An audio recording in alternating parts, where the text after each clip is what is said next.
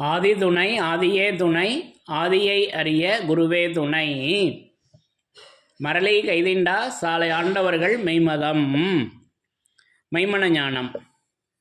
சோதிநாயக செம்மலின் பதம் சூழ்ந்து வானவர் போற்றுமென் ஜாதிநாயக மாமுகம்மது சாலிகன் குரு நாதரின். எல்லோருக்கும் நமஸ்காரம்.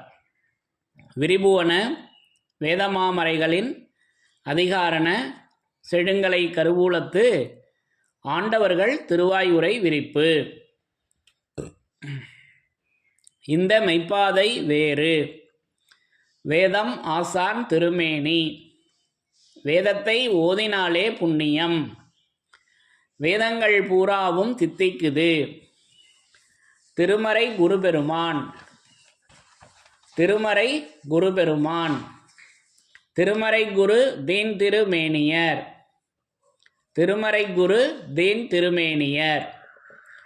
தலைவன் தன்னை அறிந்தவனே குலத்தோன் என்று திருவேதம் உமக்கு உரைக்கச் சொன்னது எம்மை என்ற நமது பெருமான் அவர்களின் உத்தரவின்படி நமது பெருமான் அவர்கள், நமது தெய்வம் அவர்கள், நம் குல தெய்வம் சைவ திருமேனி சுருதி பெருமானாக, அந்த பெருமான் சுருதியாக, அந்த சுருதி சைவ திருமேனியாக, அது திருமறை குருபெருமானாக, அந்த பரிசுத்தாவியாக அவர்கள் என்றென்றும் விளங்கி கொண்டு இருக்கின்றார்கள்.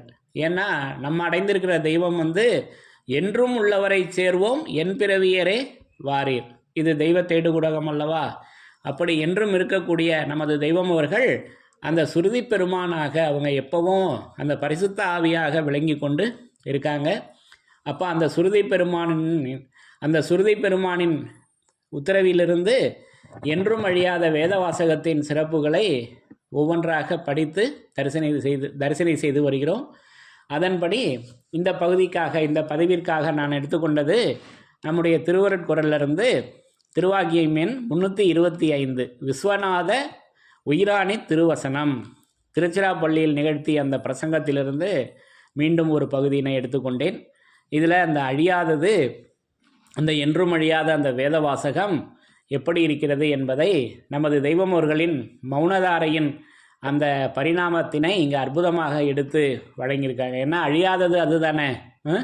அதாவது இந்த உலகத்தில் உனக்கு சிரசு எப்படியோ அப்படி போலவும் இன்னும் அதற்கும் மேலுமாக இருக்கும் இது என் திருவார்த்தை அழியாது நிச்சயம். அப்போ அந்த திருவார்த்தை, அந்த மௌனதாரை அழியாதது.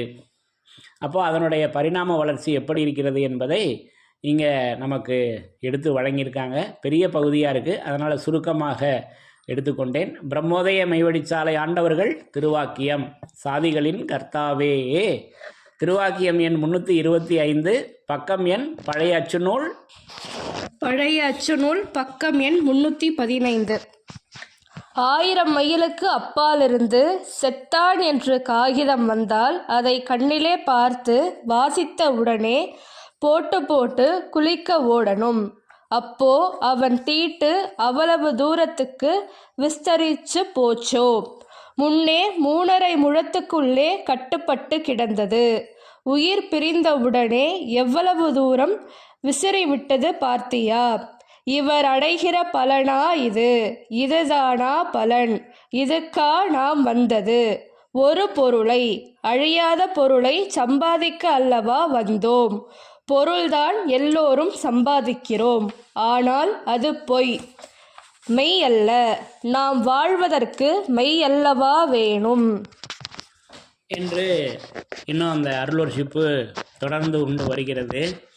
அப்போது இங்கே நான் ஒரு அற்புதமாக ஒரு உதாரணத்தை எடுத்து கொடுக்குறாங்க. இதற்கு முன் இருந்த நம்ம மெய்வழியில் சேருவதற்கு முன் இருந்த ஒரு மத வழிபாட்டில் இருந்து தானே நம்ம எல்லோருமே மாறி வந்தவங்க தானே இங்கே தெய்வீகத்தில். அப்போது அதில் இருந்த ஒரு நடைமுறை இது எல்லாருக்கும் தெரிஞ்சது தான். அந்த உதாரணத்தை இங்கே எடுத்து தெய்வம் மின்னி காமிக்கிறாங்க.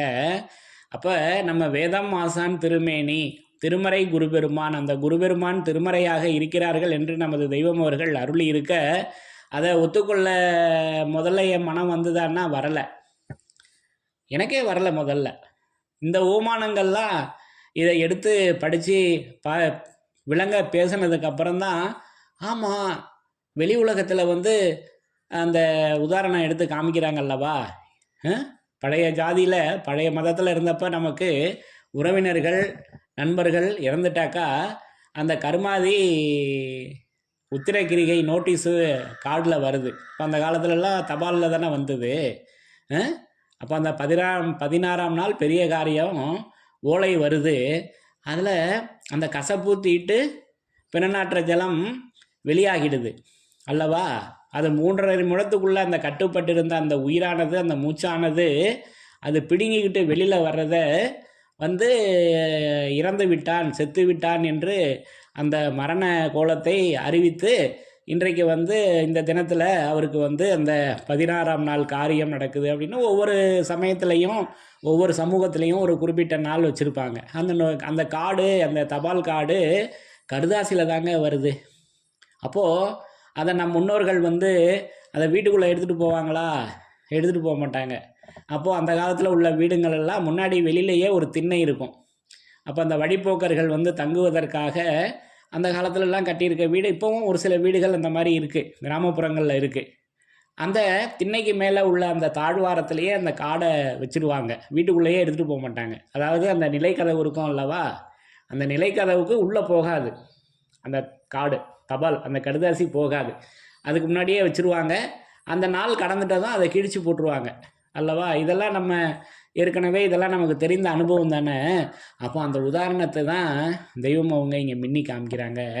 அப்போ அந்த கசப்பு தீட்டு ஜலம் 1000 மைலுக்கு அப்பாலேருந்து வருது அந்த கடுதாசி. அந்த கசப்பு தீட்டு ஜலம் காகிதத்தில் உனக்கு வந்துருச்சோ, அதனால தான் நீ அதை வீட்டுக்குள்ளே எடுத்துகிட்டு போக மாட்டேங்கிறியா அப்படின்னு கேட்குறாங்க. இது உணர்வுக்கு வருதா? நமக்கு உணர்வுக்கு வரணுமே. அப்போது கரையான் அரிச்சிடும், வேதம் வந்து கரையான் அரிச்சிடும், தீயில போட்டால் எரிஞ்சிடும், அது மண்ணு தின்னுரும் அப்படின்னு சொல்கிறது தானே. இறைவன் இறக்கிய வேதத்தையே ஒரு திடம் கொண்டு சொல்ல வந்துட்டோம். அதை சொல்லுகிற மக்களுக்கு நான் குறிப்பிட்டு காமிக்கிறேன், எல்லாரையும் சொல்லலை. அப்படி சொல்லுகின்ற மக்களுக்கு நான் கேட்குற கேள்வி, அப்போது இறைவன் இறக்கிய வேதத்தையே இப்படி பண்ணிட்டோம்னா, அப்போது இதற்கு முன் நம்ம இருந்த மதத்தில் அந்த சமூகத்தில் அந்த கடுதாசி வந்துச்சே, அது என்ன பண்ணிட போகுது? அதை தைரியமாக எடுத்துகிட்டு போய் பீரோவில் வச்சுக்கலாமே. அந்த தைரியம் இருக்கா நமக்கு? இருந்ததா? இல்லையே. அப்போ அந்த கசப்பு தீட்டு ஜலம் ஒட்டிக்கிச்சோ. அப்போ இது நல்லா யோசிக்க வைக்க வேண்டிய, யோசிக்கிற இடமாக இதை நமக்கு தெய்வம் அவங்க இது இந்த வாக்கியம் 4 மாதங்களுக்கு 5 மாதங்களுக்கு ஒரு முறை வருது. நம்முடைய பொன்னரங்க தேவாலயத்தில் ஓதப்பெறுகிறது திருவருட்குரல், திருமஞான குரல் அல்லவா. 5 மாதம் 6 மாதத்துக்கு ஒரு முறை அந்த ரொட்டேஷனில் வந்துக்கிட்டே இருக்குது. இப்போ இது உணர்வில் படுதா? இப்போ எனக்கு பட்டிருக்கு. அப்போது கசப்பு தீட்டு ஜலம். அப்போ அதனால தான் திருவருட்குரல் 12வது திருவாக்கியத்தில் மனிதனுக்கு வரும் அந்த சாவுடைய நேரத்தில் கசப்பு இந்திரிய ஜலம் வெளியாகாமல் சாவாவர எல்லைக்கு ஏற்றும் பிரத்தியட்ச செயல் பெற்று விளங்குபவர்கள் நமது தெய்வம் அவர்களே. உலகத்தில் உள்ள எல்லா வேதங்களினுடைய உட்கருத்தும் இதுவே. எல்லா வேதங்களினுடைய உட்கருத்தையும் தெய்வம் அவங்க அந்த 12வது திருவாக்கியத்தில் அதை எடுத்து விரிவாக பேசி வர்றாங்க. இப்போ இதெல்லாம் நம்ம வந்து உட்கருத்து என்ன என்பதை நம்ம வேதத்தின் சிறப்புகள் இதெல்லாம் படித்து தரிசனம் செய்திருக்கிறோம் அல்லவா. அது என்ன ஒரு உதாரணம், இந்த கடுதாசியில் கசப்பு தீட்டு பிறநாற்ற ஜலம் வெளியாகிறது.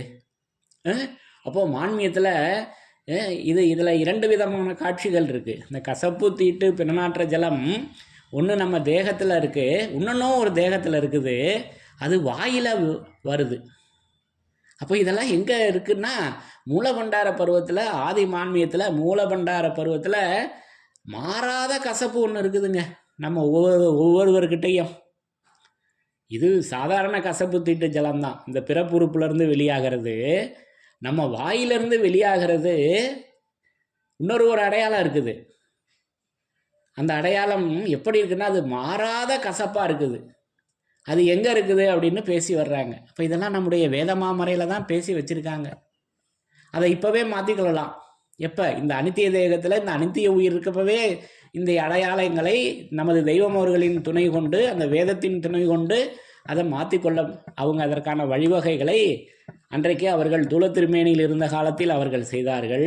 இன்றைக்கு வேதமாக இருந்து இந்த அடையாளங்களையும் அவங்க சரிப்படுத்தி வைக்கிறார்கள். அப்போ இதில் 2 விதமான காட்சிகளை நமக்கு எடுத்து வைத்திருக்கிறார்கள். அப்போ இதெல்லாம் ரொம்ப ஆழமான கருத்தாக இருக்குது. இதை பற்றி மேலும் அறிந்து கொள்ளணும்னா நம்முடைய வேதமாமறையில் பிரயாணம் பண்ணணும். குறிப்புகள் இதற்கான குறிப்புகள் நம்முடைய 4 வேதங்கள், மற்ற வேதம்லாம் விட்டுருவோம். அங்கீகாரம் கொடுத்து வெளியாக்கிய நமது பொன்னரங்க தேவாலயத்தில் ஓதக்கூடிய அந்த 4 வேதங்கள்லேயும் பிரயாணம் செய்து அதெல்லாம் விரிவாக தெய்வம் அவங்க பேசி தான் வச்சுருக்காங்க அது என்ன என்பதை. அப்போ அது என்ன என்பதை அறிந்து கொள்ள ஆசைப்படும் தெய்வ தேடுபாடுடையவர்கள் நம்முடைய வேதமாமறையில் தேடி பெற்றுக்கொள்ளலாம். அதற்கு நமது தெய்வம் அவர்களின் தயவு அவங்க காத்து கொண்டு இருக்கிறார்கள் அல்லவா? சரி, இது அந்த முதல் உதாரணத்துக்காக எடுத்தது. அப்போ இதெல்லாம் எடுத்து சொல்லி அந்த அழியாதது எப்படி இருக்கிறது என்பதை, அந்த என்றும் அழியாத வேத வாசகம் எப்படி இருக்கிறது என்பதை, அது அழியாத பொருள் என்று பேசி வர்றாங்க. என்னன்னு வருது? அழியாத பொருளை சம்பாதிக்க அல்லவா வந்தோம். அப்போ அழியாத பொருளை சம்பாதிக்க அல்லவா நாம் வந்தோம் அப்படின்னு பேசி வர்றாங்க. அப்போ அந்த என்றும் அழியாத அந்த வேத வாசகம் பொருளாக இருக்குதுங்க. அப்போது பொருள், நமக்கு தெரிஞ்ச பொருள்னா என்ன தெரியும்? பணங்காசு தான் தெரியும். ஏன்னா நம்ம நினைவு பூரா இந்த அழி உலகத்தில் தான் இருக்குது. விண்ணுலகத்துக்கே வரலை. இறைவனுடைய நமது தெய்வம் அவர்களின் உலகத்துக்கே வரலை. அப்போ நமது தெய்வம் அவர்களின் உலகத்தில் என்ன பொருளாக இருக்குது அப்படின்னா, அப்போ இதெல்லாம் நமக்கு வேதத்தின் சிறப்பாக நம்ம ஏற்கனவே படித்து தரிசனம் செய்திருக்கிறோம். திருவருட்குறள் 275வது திருவாக்கியத்தில், சிவநூல்கள் எவ்வளவு படிக்கிறாயோ அவ்வளவுக்கும் பொருள் பெறும் எல்லையே இந்த எல்லை. தரிசனம் பண்ணியிருக்கோம் அல்லவா? இப்போ சிவநூல்கள் எவ்வளவு படிக்கிறாயோ அவ்வளவுக்கும் பொருள் பெறும் எல்லையே இந்த எல்லை.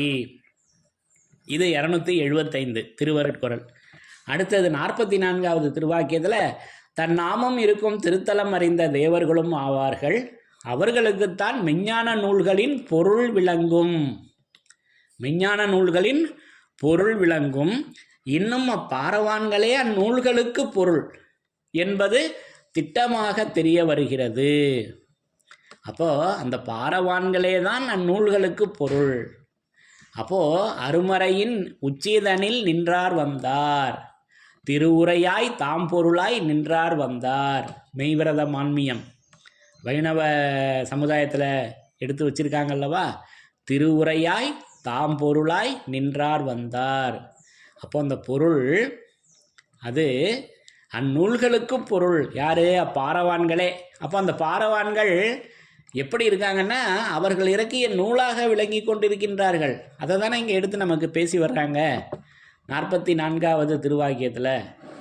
ஆக இப்படியெல்லாம் ஒவ்வொரு வாசகங்களும் அந்த வேதத்தின் சிறப்பை, திருமறை குருபெருமானை நிலைத்து காட்டக்கூடிய உதாரணமாக நமக்கு இதை இப்படி வேதம் ஆசான் திருமேனியாக எடுத்து வைத்திருக்கிறார்கள் என்பதை, இப்படி நான் அழியாத அந்த பொருளை இப்படி நான் திருவேதமாக, திருமறையாக, நூலாக, கிரந்தமாக, ஆகமமாக, சுருதியாக, ஏடாக, கிரந்தமாக, வேதாந்தமாக நான் இப்படி பெற்றிருக்கிறேன் என்பதை உணர்ந்திருக்கிறேன் என்று கூறி, என்றும் அழியாத வேத வாசகத்தின் சிறப்புகள் தொடரும். தலைவன் தன்னை அறிந்தவனே குலத்தோன் என்று திருவேதம் உமக்கு உரைக்கச் சொன்னது எம்மை. என்றும் அழியாத வேத வாசகத்தின் சிறப்புகள் தொடரும். எல்லோருக்கும் நமஸ்காரம்.